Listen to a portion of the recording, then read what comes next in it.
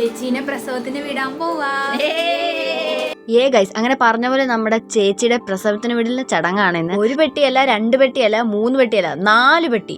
4 പെട്ടിക്കകത്ത് നിറയും പലഹാരങ്ങളായിട്ടാണ് ചേച്ചീനെ ഇന്ന് കൂട്ടിക്കൊണ്ടു പോകാനായിട്ട് അവർ വന്നത്. വന്ന ഉടനെ തന്നെ നമ്മൾ അവർക്ക് ഡ്രിങ്ക്സ് ഒക്കെ കുടിക്കാനായിട്ട് കൊടുത്തു. ഇതാണ് നമ്മുടെ അച്ചാച്ചൻ. അച്ചാച്ചൻ നിങ്ങൾക്ക് എല്ലാവർക്കും അറിയാലോ, കഴിഞ്ഞ വീഡിയോയിൽ അച്ഛൻ ഉണ്ടായിരുന്നു. നമ്മൾ രാവിലെ അവിടെ ചെന്ന് അവിടെ എല്ലാവരും ഉണ്ടായിരുന്നു. പിന്നെ ഒരു 11 മണിയൊക്കെ ആയപ്പോൾ അവരെല്ലാവരും വരാൻ തുടങ്ങി, ചേച്ചിയുടെ വീട്ടുകാരെല്ലാവരും. പിന്നെ നമ്മൾ ആ ചേച്ചീനെ ഒരുക്കാനായിട്ട് പോയി. മന്ത്രകോടി കൊടുത്ത് നമ്മളെല്ലാ ആഭരണങ്ങളും ഇട്ട് വേണം നമ്മൾ ചേച്ചീനെ വിടാനായിട്ട്. അങ്ങനെ അച്ചാച്ചൻ മാലയൊക്കെ ഇട്ട് കൊടുക്കുന്നതാണ് നമ്മളിപ്പോൾ കാണുന്നത്.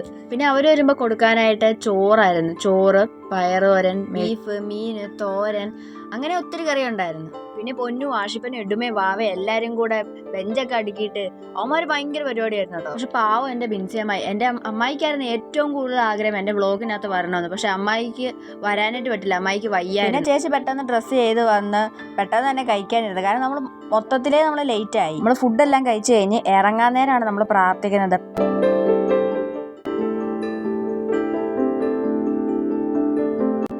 പാവം അച്ചാച്ചൻ്റെ ചിരി കണ്ടാൽ തന്നെ അറിയാം ചേച്ചി പോകുന്നതിന് നല്ല സങ്കടം ഉണ്ടെന്ന്.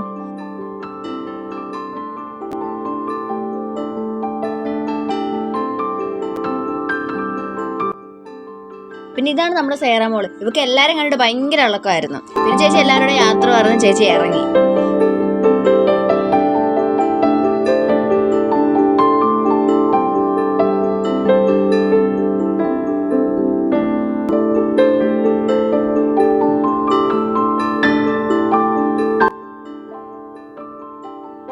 പിന്നൊരു കാര്യം കൂടെ പറയാനുണ്ട്. അങ്ങനെ നമ്മൾ 1K ഫാമിലി ആയിരിക്കുകയാണ്. സത്യം പറഞ്ഞാൽ ഞാൻ വിചാരിച്ചു കൂടി ഇത്ര പെട്ടെന്ന് നമ്മൾ 1K ആവുന്നത്. ഇന്നലെ എനിക്ക് ഭയങ്കര സന്തോഷമായി. അപ്പോൾ എല്ലാവർക്കും, നമ്മുടെ സബ്സ്ക്രൈബേഴ്സിന് എല്ലാവർക്കും ഭയങ്കര താങ്ക്സ്. പിന്നെ നമ്മൾ ചേച്ചിക്ക് കൊടുക്കാനുള്ള പലഹാരങ്ങളെല്ലാം പാക്ക് ചെയ്ത് കൊടുത്തു. പിന്നെ നമ്മൾ വീട്ടിലോട്ട് ഓടുമായിരുന്നു എന്തെങ്കിലും കഴിക്കാനായിട്ട്. നമ്മൾ 3 മണിയായി കഴിക്കാനായിട്ട് ഇരുന്നപ്പോൾ. നമ്മുടെ വീഡിയോ സബ്സ്ക്രൈബ് ചെയ്താണ് കാണുന്നതെങ്കിൽ എന്തായാലും സബ്സ്ക്രൈബ് ചെയ്യണം. അപ്പോൾ ഇന്നത്രേ ഉള്ളൂ. Okay, by.